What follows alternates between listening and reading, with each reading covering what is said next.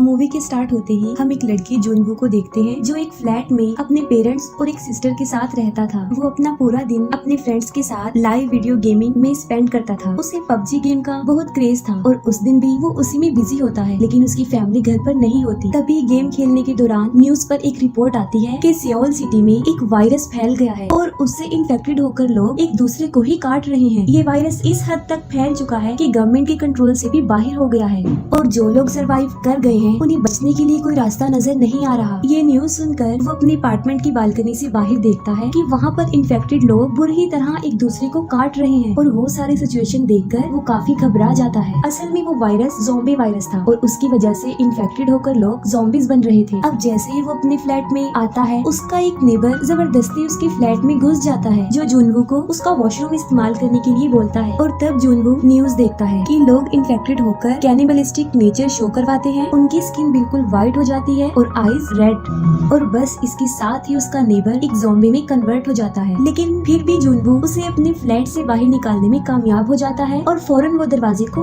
बंद कर लेता है। जुनवू को उसकी फैमिली का मैसेज भी आता है कि क्या वो ठीक है, और एक मैसेज आता है स्टे अलाइव। वो एक स्टिकी नोट पर अलाइव लिखता है और उसे अपने पेरेंट्स की पिक्चर पर चिपका देता है और ये वो एज अ मोटिवेशन करता है। जुनवू खुद को फ्लैट के अंदर ही बंद कर लेता है और मेन डोर पर fridge as a barricade use करता है ताकि वो ज़ॉम्बी अंदर एंटर ना हो सके। हेल्प के लिए वो एक सेव नोट यानी स्टे अलाइव सोशल मीडिया पर अपलोड करता है ताकि कोई उसकी पोस्ट को पढ़ के उसकी हेल्प तो करे, लेकिन कोई भी उसकी मदद के लिए नहीं आता क्योंकि जहाँ पर वो रहता था वो सारा एरिया ही ज़ॉम्बीज की लपेट में आ गया था। ये सब कुछ उसने एक ड्रोन के जरिए पता लगवाया था जब उसके पास सिग्नल अवेलेबल थी। उसके मोबाइल फोन की बैटरी भी डेड हो चुकी थी। नेबरहुड में ये वायरस तेजी से फैल चुका था और सब लोग ज़ॉम्बीज बन गए थे। इन ज़ॉम्बीज की एक खास बात ये थी कि ज़ॉम्बी बनने के बावजूद भी अपनी डेली रूटीन की सारी हैबिट्स याद रखती थी, जैसे कि सुनना, देखना, मूवमेंट और डेली रूटीन। जैसे अगर वो सुबह ऑफिस जाते थे तो वो ज़ॉम्बीज बनकर भी ऑफिस जा रहे थे। और सुनने में ये ज़ॉम्बीज में एक नया कॉन्सेप्ट लग रहा था। जुनवू को याद आता है कि वो रेडियो के थ्रू हेल्प के लिए किसी को मैसेज भेज सकता है, लेकिन उसके घर में इस किस्म की कोई भी डिवाइस अवेलेबल नहीं थी। वक्त गुजरता जा रहा था और हर रोज जुनवू मदद लाने के लिए वीडियो बनाया करता था। और जाहिर है इतने दिन घर में एक कैद की तरह रहने से उसकी सारी फूड सप्लाई के साथ साथ इंटरनेट और नेटवर्क भी नहीं रहता। रात को वो एक पुलिस ऑफिसर को देखता है जो अपनी जान बचाने के लिए उन ज़ॉम्बीज से लड़ रही थी, लेकिन वो ज़ॉम्बीज उसे भी मार डालते हैं। वो सब कुछ जुनवू की आंखों के सामने हो रहा था। वो उन ज़ॉम्बीज का ध्यान अपनी तरफ लगाने के लिए उसे बचाने की कोशिश करता है, लेकिन इसका कोई भी फायदा नहीं होता। इसी दौरान एक ज़ॉम्बी मेन डोर को ओपन करके उसकी तरफ आने की कोशिश करता है और तब वो उस ज़ॉम्बी को लटक कर इस तरह दिखाता है कि जैसे वो नीचे गिर गया हो, और उसके साथ ही वो ज़ॉम्बीज नीचे गिरकर मारे जाते हैं। लेकिन जुनवू समझदारी का मुजाहिरा करते हुए बच जाता है। अब इन ज़ॉम्बी से तो वो जान बचा लेता है, लेकिन फिर वो देखता है कि घर में खाने की सब चीजें खत्म हो गई हैं और तब वो ड्रिंक करके अपना गुजारा चलाता है। स्टार्टिंग में उसे अच्छा फील होता है, फिर उसे इल्यूसिनेशंस होते हैं कि उसकी फैमिली घर आ गई है, सब कुछ नॉर्मल हो गया है, लेकिन असल में ऐसा कुछ भी नहीं हुआ था। सडन उसके मोबाइल फोन का नेटवर्क रिस्टोर होता है और उसकी फैमिली की तरफ से एक वॉइस मैसेज आया होता है। वो वॉइस मैसेज एक नॉर्मल इंसान में लास्ट था, क्योंकि अब वो भी ज़ॉम्बीज बन चुके थे। वो काफी गुस्से में आ जाता है और घर को तोड़ने लगता है। गुस्से में आकर वो घर का सारा सामान तोड़कर फ्लैट से बाहर आ जाता है, लेकिन इन खतरनाक ज़ॉम्बी से लड़कर उनका भयानक रूप देखकर वो वापस अपने फ्लैट में आ जाता है और बस उसके जहन में एक ही बात घूम रही थी और वो थी स्टे अलाइव। इन ज़ॉम्बीज को देखकर वो ये डिसाइड कर लेता है कि वो ज़ॉम्बी तो बिल्कुल नहीं बनेगा।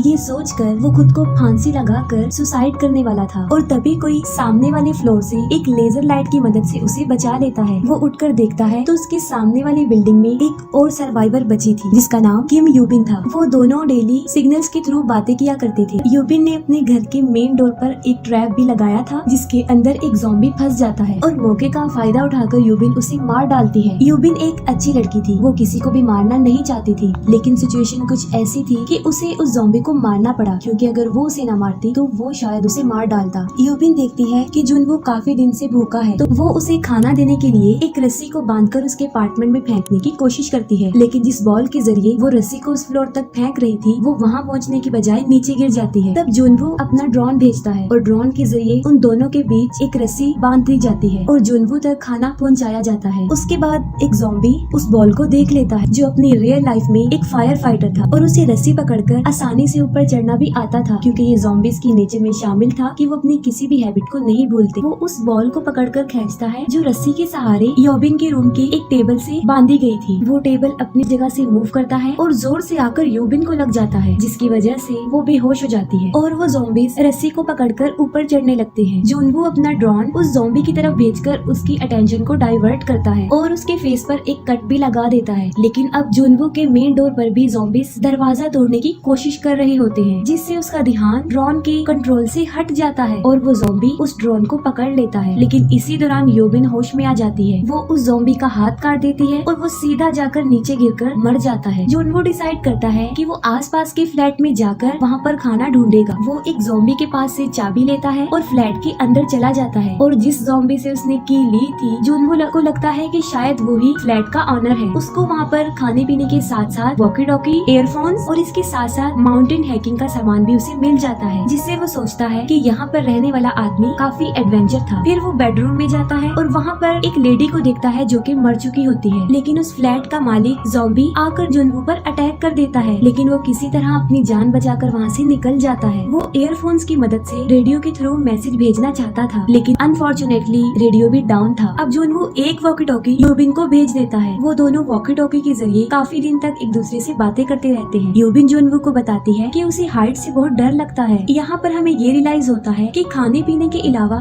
इंसान को किसी के साथ की भी जरूरत होती है, क्योंकि अकेला रहना भी इंसान के लिए कभी कभी किसी नुकसान से खाली नहीं होता। पानी पीने के लिए ये दोनों बाहर कंटेनर्स रखा करते थे और जब बारिश होती थी तो वो कंटेनर्स पानी से भर जाया करते थे। एक दिन बहुत सारे ज़ॉम्बीज उस पूरे अपार्टमेंट में फैल जाते हैं। उन ज़ॉम्बीज की मूवमेंट से ऐसा फील हो रहा था कि जैसे बारिश हो रही है, लेकिन असल में वो उन ज़ॉम्बीज के भागने की आवाज थी। भगदड़ में यूबिन से कुछ चीजें गिर जाती हैं, जिससे साउंड हो जाती है, जिस पर सारे के सारे ज़ॉम्बीज उसी के फ्लैट की तरफ आने लगते हैं। लेकिन तभी जुनवो यूबिन के साथ वाले फ्लैट से अपने घर के लैंडलाइन नंबर से उस पर कॉल कर देता है, जिससे वो सारे ज़ॉम्बीज यूबिन के साथ वाले फ्लैट में चले जाते हैं। यानी इन ज़ॉम्बीज के सुनने की पावर काफी स्ट्रॉन्ग थी। ये दोनों बात करते हैं कि अगर वो यहीं पर ऐसे ही पड़े रहे तो वो एक दिन मर जाएंगे। यूबिन बताती है कि उसने जुनवो की बिल्डिंग के फ्लोर नंबर 8 पर किसी ज़ॉम्बी को भी नहीं देखा, तो वो कहती है कि उन्हें वहाँ जाकर अपने जिंदा रहने के लिए खाने को ढूंढना होगा। वो दोनों नीचे आते हैं और ज़ॉम्बी से उनकी एक बड़ी खतरनाक किस्म की लड़ाई छिड़ जाती है। वो किसी तरह बड़ी मुश्किल से अपनी जान बचाकर लिफ्ट में आते हैं और 8 फ्लोर पर जाते हैं, लेकिन ज़ॉम्बीज जो कि उनका पीछा नहीं छोड़ते वो भी वहाँ पर आ जाते हैं और तभी अननोन पर्सन वहाँ पर आता है जो उन्हें उन ज़ॉम्बीज से बचा लेता है। वो आदमी उन दोनों को खाना और पानी ऑफर करता है। यूबिन स्टार्ट से ही उस आदमी पर डाउटफुल थी और इसीलिए वो खाना नहीं खाती, लेकिन बाद में उसे मजबूरन खाना खाना पड़ता है। वो आदमी वाकई ही एक ठीक इंसान नहीं होता, वो उन्हें धोखा दे रहा था। उसने उन दोनों के खाने में बेहोशी की मेडिसिन मिलाई हुई थी। उन लोगों के बेहोश होने के बाद वो उन्हें बांध देता है। असल में ये आदमी अपनी ज़ॉम्बी बीवी के लिए यूबिन को एज अ फूड लेकर जा रहा था। वो यूबिन को अपनी ज़ॉम्बी वाइफ के रूम में फेंक देता है, लेकिन तभी जुनवो को होश आता है और वो उस आदमी को गन पॉइंट कर देता है, लेकिन वो फिर भी उसकी नहीं सुनता। यहाँ पर यूबिन समझदारी का मुजाहिरा करती है। वो एक कपड़े के उस आदमी की वाइफ का फेस कवर करके उसी आदमी के ऊपर छोड़ देती है और वो औरत अपने हस्बैंड को ही काट लेती है। अब यूबिन ना चाहते हुए भी उन्हें मार देती है और गोलियों की आवाज सुनकर सारे ज़ॉम्बीज उस फ्लैट की तरफ बढ़ते हैं और तभी यूबिन जुनवो को कहती है कि वो उसे शूट कर दे और तभी उन्हें हेलीकॉप्टर की आवाज आती है। वो दोनों ज़ॉम्बीज का काफी मुकाबला करते हुए बिल्डिंग की छत पर आ जाते हैं, लेकिन अफसोस वहाँ पर उन्हें कोई भी हेलीकॉप्टर नजर नहीं आता। वो चंद बची कुची गोलियों से